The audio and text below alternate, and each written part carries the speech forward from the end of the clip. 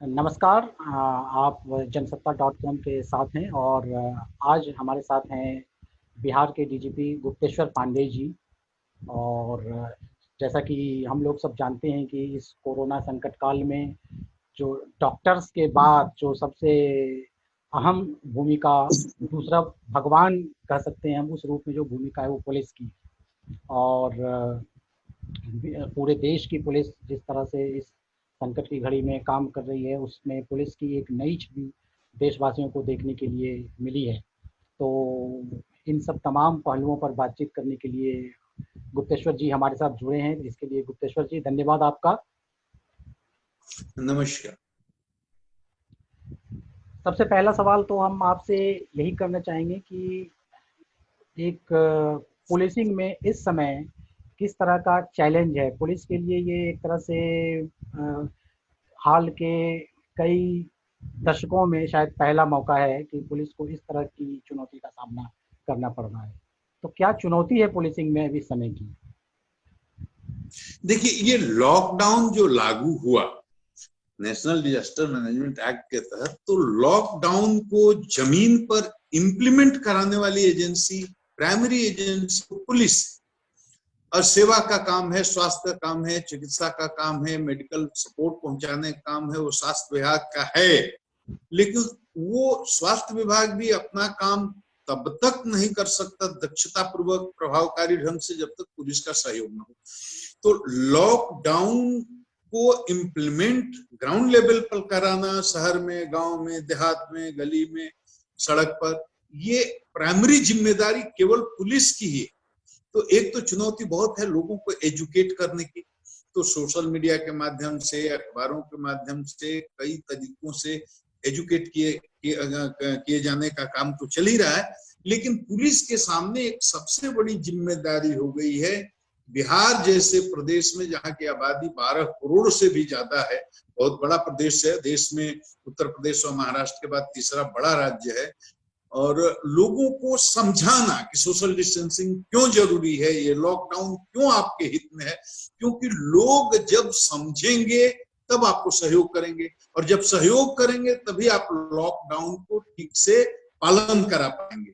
तो ये सबसे बड़ी चुनौती थी, और मैं समझता हूं कि इस चुनौती को हम लोगों ने स्वीकार किया और लोगों को समझाने में कामयाब रहे। 12 करोड़ आवाम ने पूरी तरह हमारा सहयोग दिया, हमारा समर्थन दिया, और लोगों के सहयोग से ही हम ये लॉकडाउन को पालन करा सके। और दूसरी चुनौती थी विरोध, अज्ञानतावश या कम्युनिकेशन गैप के चलते। कहीं पुलिस का होता है, कोई बाहर से आए, जैसे देश से बाहर से कोई आए, प्रदेश के बाहर किसी दूसरे प्रदेश से भी आए, तो हम लोगों को उसको क्वारंटाइन करना है। उसमें क्वारंटाइन करने के बाद किस तरह के लक्षण है, किस तरह की परेशानी है, तो उनकी जांच भी करानी है, उनका टेस्ट भी कराना है। तो अब सूचना मिलती है, गांव में कहीं गए लोग, तो बहुत ऐसी घटनाएं हुई हैं कि लोगों ने विरोध कर दिया, लोगों ने पुलिस पर हमले कर दिए। तो ये बहुत बहुत बड़ी चुनौती है, क्योंकि हमने लोगों को बोल करके रखा है, अपने लोगों को, कि ये संकट का समय, सेवा का समय करने का समय है, लोगों के दिल जीतने का समय है। तो हम नहीं चाहते पुलिस की ऐसी कोई छवि बने कि पुलिस केवल डंडे चलाती है, तो सेवा का काम करो। तो ये जो विरोध कहीं कहीं हो रहा है, तो उसमें लोगों को कन्विंस करना और उनको समझाना कि ये आपके हित के लिए, और ये भी बहुत बड़ी चुनौती है। और 24 घंटे अपने लोगों को लगाए रखना मोनोटोनस है, और रिस्क भी बहुत है, ये भी बहुत चुनौती है। अपने लोगों को बचाना भी एक बहुत बड़ी चुनौती है। अपने लोगों को बचाएं कैसे, क्योंकि उनको तो, हमारे लिए तो कोई भी लॉकडाउन है नहीं, हमारे लिए तो क्वारंटाइन भी नहीं। हम तो 24 घंटे सड़क पर रहते हैं, हमारे लाखों लोग सड़क पर रहते हैं, उनका इंटरेक्शन होता है। तो लोगों को एजुकेट करना, उनका जहां विरोध होता है उसको, उनको समझा कर उनको काम डाउन करना, उनका सहयोग लेना, अपने लोगों को संक्रमण से बचाना, फिर अपने लोगों को मोटिवेट करके, मोनोटोनस हो जाता है तो इस ड्यूटी में लगातार उनका उत्साह बढ़ाते रहना, ये भी बहुत बड़ी चुनौती है। इतनी सारी चुनौतियों से हम लोग निपट। ये चुनौती कमोबेश बाकी राज्यों में भी देखने को आई। तो क्या आपका कोई ऐसा अनुभव है जो इस चुनौती से निपटने में आप वो बताना चाहें, जो बाकी राज्यों की पुलिस के लिए हो सकता है कि एक उनको भी मैं इससे एक सबको लाइन मिले? बताता हूँ, देखिए सब राज्यों में पुलिस एक ही समस्या से जूझ रही है। कमोबेश ये चुनौतियां केवल बिहार की नहीं है, ये पूरे देश की हैं, लेकिन जगह जगह में अंतर है। जैसे मान लीजिए दिल्ली या मुंबई, जहाँ पढ़े लिखे लोग ज्यादा हैं, समझदार ज्यादा लोग हैं, तो वहां लोगों को एजुकेट करने की उतनी जरूरत नहीं होती, लोग समझ जाते हैं। लेकिन बिहार जैसे पिछड़े प्रदेश में तो एजुकेट करना पड़ता है, उनको कन्विंस करना पड़ता है। तो ये चुनौती उन राज्यों की अपेक्षा हमारे यहाँ ज्यादा है। और काम करने का तरीका हर जगह पुलिस के नेता का अलग अलग होता है। तो मैं तो यही बताना चाहूंगा कि पुलिस एकदम फ्रंट पर लड़ने वाली फोर्स है, और पुलिस ही है जो कोरोना योद्धाओं में डॉक्टर हैं, स्वास्थ्य कर्मी हैं, लेकिन पुलिस सबसे आगे फ्रंट पर रह करके उसको स्वास्थ्य कर्मियों को सहयोग भी देना है, मेडिकल ऑफिसर को सहयोग भी करना है, और लेकिन इसके अलावा लॉकडाउन को पालन भी करना है। तो हमारे लोगों को संक्रमण से बचाना भी है।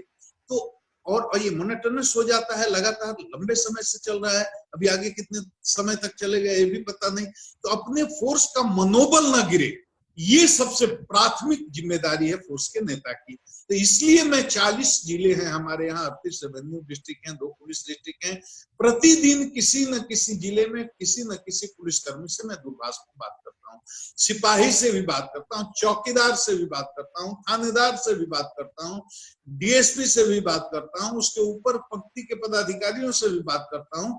बात करके उनके परिवार का समाचार लेता हूँ, उनके घर का समाचार लेता हूँ, उनकी अपनी सुरक्षा के बारे में पूछता हूँ, उनके अपनी पारिवारिक कठिनाई है उसके बारे में पूछता हूँ, और तब सबसे अंत में मैं उसको मोटिवेट करता हूँ कि बाबू ये कठिन समय है, मैं जानता हूँ आप खुद परेशानी में हैं, लेकिन 12 करोड़ जनता के लिए काम करना है, इनका दिल जीतना है, इनकी सेवा करनी है।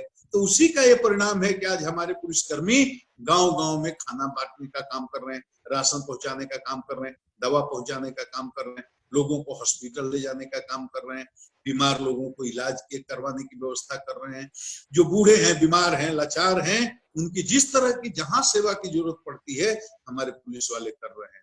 तो पुलिस के मनोबल को बनाए रखने के लिए उनसे सीधा संवाद करने की जरूरत मुझे महसूस होती है, और मैं करता हूँ। और आज के युग में विज्ञान का इतना विकास हो गया है कि इलेक्ट्रॉनिक मीडिया के माध्यम से ये बहुत ही सहज ढंग से किया जा सकता है। मैं समझता हूँ कि सबको करना चाहिए।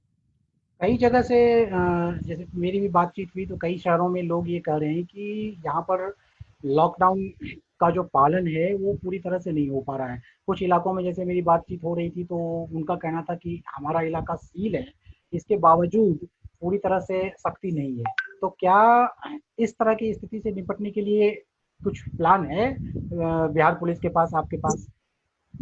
हमारे पास प्लान ही नहीं है, हमने प्लान को इम्प्लीमेंट करना भी शुरू कर दिया है।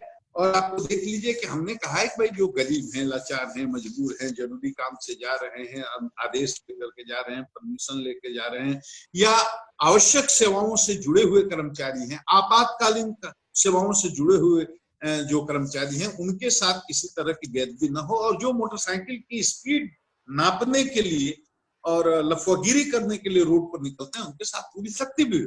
तो हम लोग देखिए कि लॉकडाउन को इम्प्लीमेंट करने के लिए स्ट्रेटजी के तहत ही हम लोगों ने सैकड़ों लोगों को गिरफ्तार किया है, सैकड़ों की संख्या में प्राथमिकी दर्ज हुई है।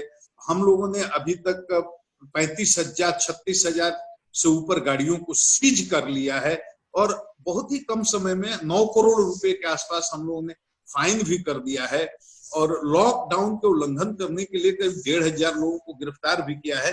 तो हम लोग जो जानबूझकर के लॉकडाउन को तोड़ते हैं और उनके खिलाफ कानूनी भी कार्रवाई बहुत सख्ती से कर रहे हैं, लेकिन इसके साथ साथ हम ये सुनिश्चित करते हैं कि आम आदमी को परेशानी ना हो।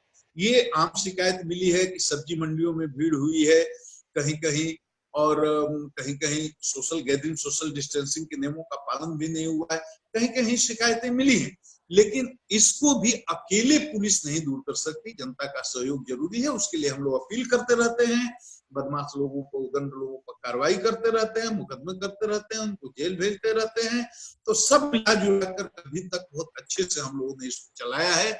लेकिन हम लोगों ने लाठी नहीं पटकी है। जैसे बिहार ऐसा प्रदेश है जहां बिना लाठी पटके सारे मंदिर स्वतः अपील पर बंद हो गए, पुलिस के मंदिर बंद हो गए, मस्जिदें बंद हो गई, चर्च बंद हो गए, गुरुद्वारे बंद हो गए। तो इसका मतलब हिंदू, मुस्लिम, सिख, ईसाई, हर जात, हर कौम, हर संप्रदाय के लोगों ने पुलिस का सहयोग किया है। अब 1-2% को कानून को तोड़ने वाले रहते ही हैं, तो उन्हीं के लिए तो सजा का प्रावधान भी है, उनको हम कानून से डील कर लेंगे। तो जैसे ये बहुत बड़ा संकट है और पूरे राज्य में, जैसा बताया आपने, 12 करोड़ की आबादी है और पुलिस बल की संख्या लाखों में है।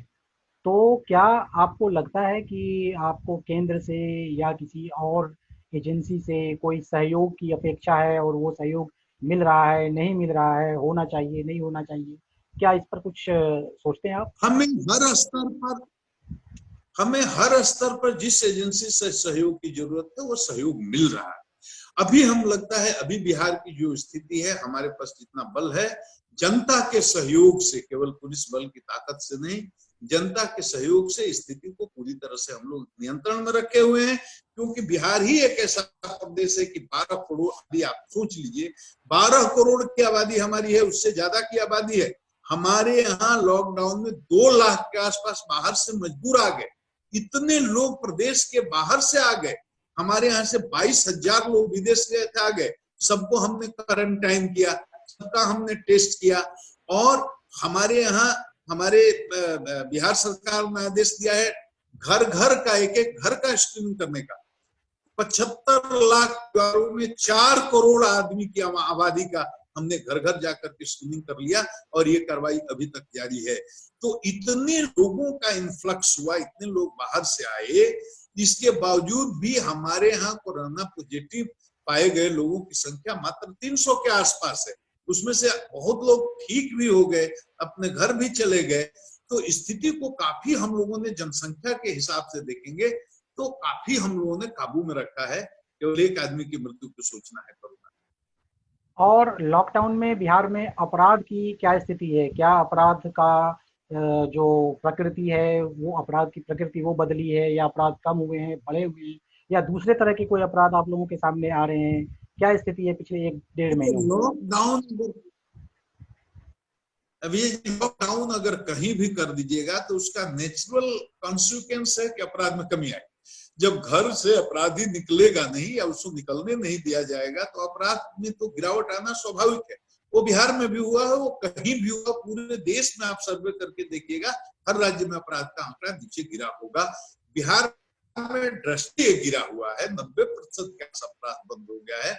मुझे जहां तक याद है, इस 1 महीने के अंदर में करीब 2-4-5 लूट की घटनाएं हुई होंगी और सारी घटनाओं में हम लोगों ने 24 घंटे के अंदर डिटेक्ट भी कर लिया। एक बैंक लूट भी घटना हुई थी, हम लोगों ने 24 घंटे में 7 लोगों को गिरफ्तार किया, डिटेक्ट किया।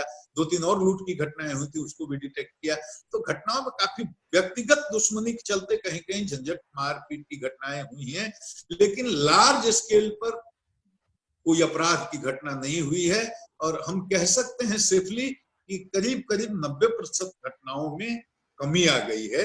लेकिन लॉकडाउन टूटने के बाद यही स्थिति नहीं रहनी है, स्थिति में बदलाव आएगा जब अपराधी घर से निकलेंगे, तो उसकी तैयारी भी हम लोग अभी से कर रहे हैं। और कुछ इस तरह की घटना सामने आई है कि सांप्रदायिक लाइन पर, जैसे कुछ लोग दुकानों में, बाजारों में जहाँ दुकान खुल रही हैं, वहाँ पर ये कर रहे हैं कि हिंदू दुकान, मुस्लिम दुकान, भगवा झंडा लगा रहे हैं। तो इस तरह की चीजें कुछ जगहों से सामने आई हैं। इसके लिए क्या इस तरह की नहीं तो हमको अभी ऑफिशियली रिपोर्ट नहीं हुआ है, लेकिन ये है कुछ लोग ऐसे जरूर हैं और दोनों समुदाय में हैं जो हमेशा रहते हैं। कोई पहली बार ऐसा नहीं हुआ है, जो आपस में नफरत फैलाने की कोशिश करते हैं, सामाजिक सद्भाव बिगाड़ने की कोशिश करते हैं। हमारे यहाँ भी सोशल मीडिया पर वायरल आपत्तिजनक पोस्ट हुए हैं, प्रोवोकेटिव पोस्ट हुए हैं, भड़काऊ पोस्ट किए गए हैं। ऐसे करीब करीब हम समझते हैं कि 91 मुकदमे हम लोगों ने दर्ज किए हैं। उसमें 60 से अधिक लोगों की हम लोगों ने गिरफ्तारी की है और उसके बाद करीब करीब ये थमसा गया।